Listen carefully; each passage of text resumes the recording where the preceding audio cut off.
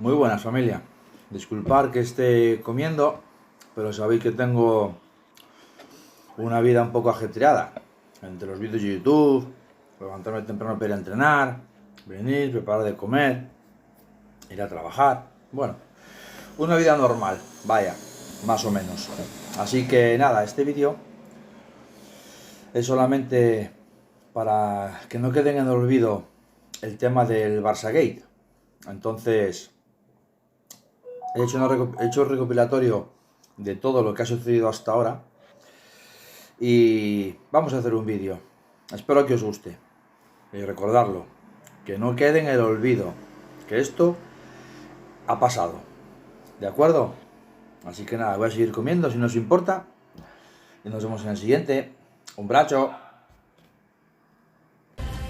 La Fiscalía está acusando al Barça de comprar árbitros. Tan sencillo. Veamos, les voy a leer las frases clave de la denuncia de la Fiscalía.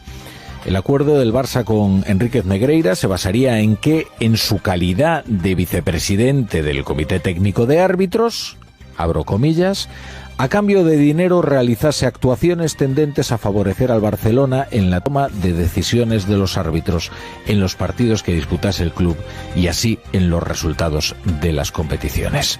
Este es un escándalo mayúsculo a nivel mundial. ¿Y de dónde saca el hilo la Fiscalía entre los 7 millones de euros que percibió en total Enríquez Negreira y los trencillas que luego supuestamente favorecían al Barça? Pues el Ministerio Público recuerda que la designación para cada partido de las competiciones españolas oficiales de ámbito estatal y profesional se lleva a cabo en el seno del CTA, que además realiza evaluaciones en las que participaba el denunciado para los ascensos y descensos de categoría de los árbitros y propone los candidatos a árbitros internacionales. Toda esta parrafada es literal, extraída de la denuncia de la Fiscalía, pero yo se lo traduzco a un lenguaje muchísimo más sencillo, pues que el CTA, del cual era vicepresidente Enríquez Negreira, era de quien dependía la carrera, el éxito o el fracaso y también los ingresos de los árbitros. Si arbitraban en primera división, si arbitraban partidos importantes, si además eran promocionados para las competiciones internacionales. Es decir, buena parte de sus intereses estaban depositados en ese organismo del cual era el número 2, Enríquez Negreira, este hombre que estaba a sueldo del Barça durante casi 20 años. Es más, tan a sueldo que le subieron el sueldo. Estaría haciendo bien su labor. Así que la carrera de los árbitros estaba en las manos del organismo que vicepresidía Enríquez Negreira y este había llegado a un acuerdo secreto con el Barça por el que recibía puntualmente un sueldo muy considerable. Empezó siendo de unos 150.000 euros y terminó siendo de $500.000. Por tanto, la Fiscalía acusa al exvicepresidente del Comité Técnico de Árbitros, José María Enríquez Negreira, a los expresidentes del Barça, Sandro Rosell y Josep María Bartomeu, a sus directivos Óscar Grau y Albert Soler, y acusa además al propio club como persona jurídica por un delito continuado de corrupción en los negocios en su modalidad de fraude deportivo, otro de administración desleal y otro de falsedad en documento mercantil. Con los pagos a Negreira, que son un hecho que ha determinado la agencia tributaria, la diferencia esa entre el Barcelona y el Real Madrid, según un dato de mi amigo Maquetolari, es de 110 puntos. Es decir, si tú sumas las rojas a favor, los penaltis a favor y le restas las rojas en contra, los penaltis en contra, y haces lo mismo para el Madrid y para el Barcelona, la diferencia entre ambos clubes es a favor del Barcelona de 110. Solamente en rojas, por ejemplo, desde 2004, que es cuando yo hago la comparativa, de 2004 a 2021, el Barcelona tiene más 55 en rojas. Mientras que el Madrid, asombrosamente, en Liga Española, en ese mismo margen de años, de 2004 a 2021, tiene menos 7. Es decir, nos expulsan a más jugadores que los que expulsan a nuestros rivales. Bueno, porque aquí tenemos que diferenciar dos cuestiones, porque yo veo que los medios de comunicación a veces se nos van o se nos... Una cosa es que se han comprado árbitros, que yo eso no hay pruebas y yo creo que no. Y otra cosa es pagar para influir en decisiones que pueden ir desde el nombramiento de árbitros de forma indirecta, ascensos y descensos, en el entorno arbitral, el hijo de Negreira va a cenar con los que van a pitar al día siguiente, los informes del hijo de Negreira da datos muy confidenciales que solo pueden saberse de alguien que esté en el Comité Técnico de Árbitros. Ese pago para influir es una conducta muy grave del ámbito deportivo y también en el ámbito, en mi opinión, de penal. ¿Y eso cree que se ha hecho? ¿Pagar para influir en decisiones arbitrales? No lo digo yo, lo dice Negreira, no? Crec que això, evidentment, doncs, serà portat a la causa i allà doncs, el jutge determinarà a l'ús que es fan d'aquests informes, la qualitat d'aquests informes, la importància d'aquests informes, per què havien d'haver estat fets per persones que tinguessin una trajectòria dins d'aquest àmbit, a l'àmbit tècnic arbitral. ¿Existe algún documento, informe o similar en el que se incluyen las conclusiones del asesoramiento que prestaba a través de Dasnil al Fútbol Club Barcelona? No. Que no se haya contado y que cierra muchos círculos. Perdóname que te he interrumpido. Es que es así. Sí, es que es eso, Ramón. O sea, este hombre luego declara ante Hacienda. No dice que hace esos informes de evaluación para ascender y descender a los árbitros. Declara ante la policía. Tampoco lo dice. O sea, esta frase que la recoge en este documento de abril de 2021 no la vuelve nunca a repetir a posteriori. Y yo creo que aquí está la madre del cordero, aquí está la clave, porque es el enlace entre los Negreira y su poder de decisión y de influencia respecto de los árbitros para poder influirlos a través de esos ascensos y descensos y esa aplicación del índice corruptor. A mí me consta que esta información pues, ha llegado a ámbitos judiciales que le han dado mucha relevancia y yo creo que precisamente por aquí va a ir la investigación a la hora de intentar demostrar el poder de influencia de Negreira en los árbitros. O sea, Soler es el encargado de tapar el escándalo arbitral. O sea, Soler sabe todo lo de Negreira y el tío se va al Consejo Superior de Deporte, al gobierno, sin que haya prescrito los delitos y los pagos a Negreira y no lo denuncia. Dice, buah, o sea, no habían pasado ni 3 años de los últimos pagos a Negreira y Soler, que podía haberlo hecho con su cargo de número 2 del CSD, está ahí para asegurarse de que no se sepa eso.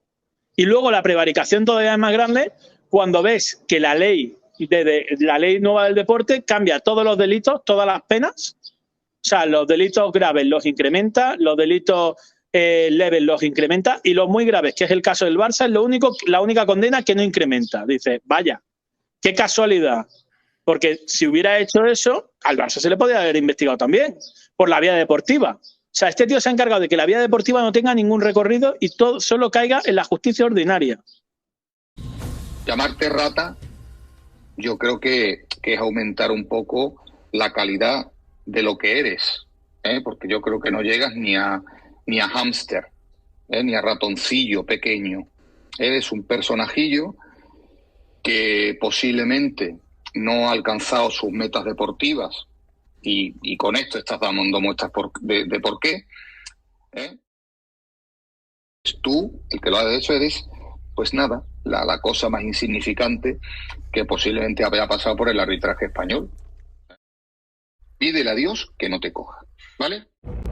Hoy el Confidencial publica que la Federación Española de Rubiales sabía que la Fiscalía investigaba a Negreira y aseguró que no había incompatibilidades.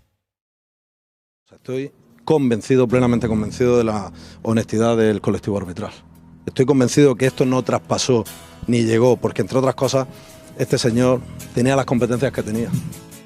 ¿Cómo se hace, Jairo? ¿Cómo alguien que tiene poder en un estamento arbitral consigue generar, sin mover dinero, un estado de ánimo que favorezca, que dé viento a favor a un equipo concreto? Pues a través de pequeñas decisiones diarias y sobre todo nunca jamás se hace de manera directa. Eso no ocurre, que nadie piense que alguien del estamento arbitral llama a un árbitro para decirle tienes que perjudicar o beneficiar a este equipo. Eso no ocurre.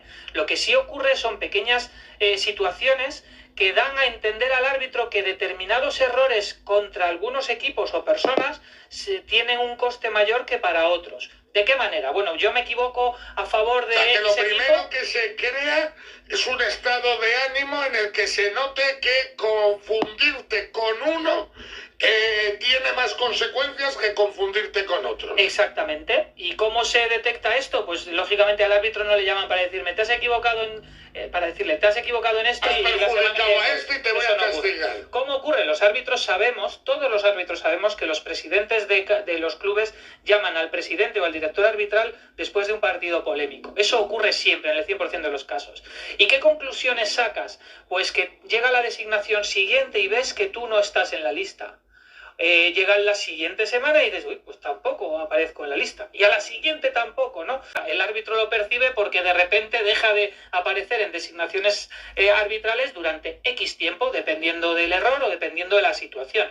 Muchos de ellos, lógicamente, con razón, ¿eh? O sea, evidentemente, cuando un árbitro se equivoca sin ninguna segunda intención, también es castigado. Y directamente no se le llama para decir, oye, has hecho un desastre de arbitraje y no vas a pitar en 3 semanas. Eso no ocurre, se hace, no ocurre. Entonces, esa es una de las fórmulas por la que si alguien que dirige un estamento arbitral quiere empezar a influir, lo puede hacer de una manera muy sencilla. Claro, un árbitro que no tenga una personalidad, o sobre todo un árbitro recién llegado, rápidamente detecta un poco por dónde se mueve el estamento, ¿no? Lo mismo que si alguien llega a un puesto de trabajo nuevo. Cuando tú llegas a un puesto de trabajo nuevo, tomas una decisión y tu jefe te dice, esto así no. Vale, pues ya sé que a esto mi jefe le molesta. Por lo tanto, pues intentas mejorar, entendiendo el concepto mejorar para la siguiente vez. ¿Eso significa que vas a salir a perjudicar de manera premeditada? No. ¿Eso significa que vas a beneficiar? No. Lo que sí significa es que cuando tú tomas una decisión, sabes que esa decisión puede acarrear consecuencias un poco más graves que en otras circunstancias. Correcto. Segunda parte. La segunda parte es que ocurre también en la promoción de los árbitros, ¿no? Un árbitro que genera un ambiente adecuado, pues es promocionado a pitar finales, semifinales, playoff, postularse para árbitro internacional, en el caso del baloncesto Euroliga, etcétera. Pues yo te percibo bien, por lo tanto te promociono y lógicamente los árbitros quieren ser promocionados, ¿no? Lógicamente. Entonces entienden perfectamente cuál es el camino que no les causa problemas para alcanzar ese objetivo. Primero se enseña el camino que da calambre.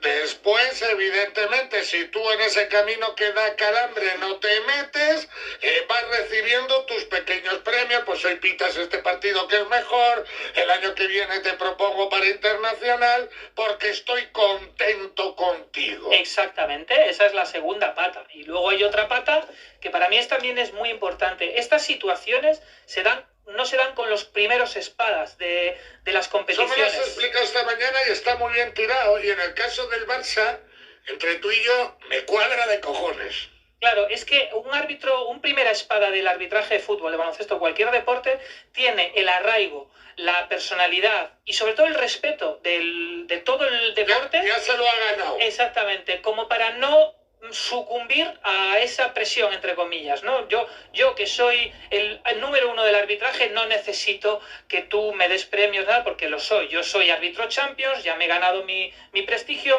los equipos me respetan, por lo tanto, no tengo que ganarme nada. Esto ocurre con segundos y terceros niveles dentro del estamento arbitral de una categoría. El recién llegado o el que está ahí, que quiero avanzar, pero no, digamos que somos más maleables, porque evidentemente tenemos más que ganar de esta manera. Y si analizamos los grandes debates o las grandes polémicas en los deportes, en cualquier deporte, en el baloncesto, en fútbol, tenemos muchos ejemplos, las grandes polémicas no las han generado los primeros espadas del deporte, ni en Champions, ni en la Liga. Estos no generan ese tipo de debates. Correcto, Brego, Aitekin, ¿sabe dónde salieron? Todos esos no formaban parte de la élite. España, en Corea. España se empieza a dar nombres de árbitros que estaban envueltos permanentemente en polémicas, Iturralde, Clos Gómez, los Teixeira Vitienes, ninguno era primera espada. En el Mundial, Corea, pues, fue un egipcio, ¿sabes? O sea, en un partido tan importante como aquel fue un egipcio. O en la Champions hemos visto arbitrajes extraños y no eran los primeros espadas. Entonces, se dirige de esta manera o puede ayudar a dirigirlo de esta manera. Nunca ocurre, como digo, con las grandes vacas sagradas del arbitraje no ocurre esto. Ya.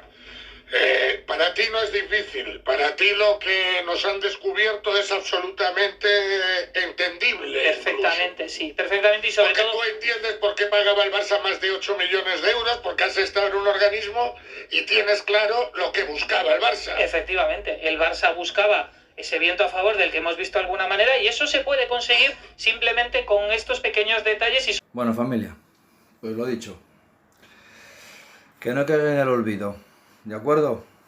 Así que nada, hasta aquí el vídeo de hoy, nos vemos en el siguiente.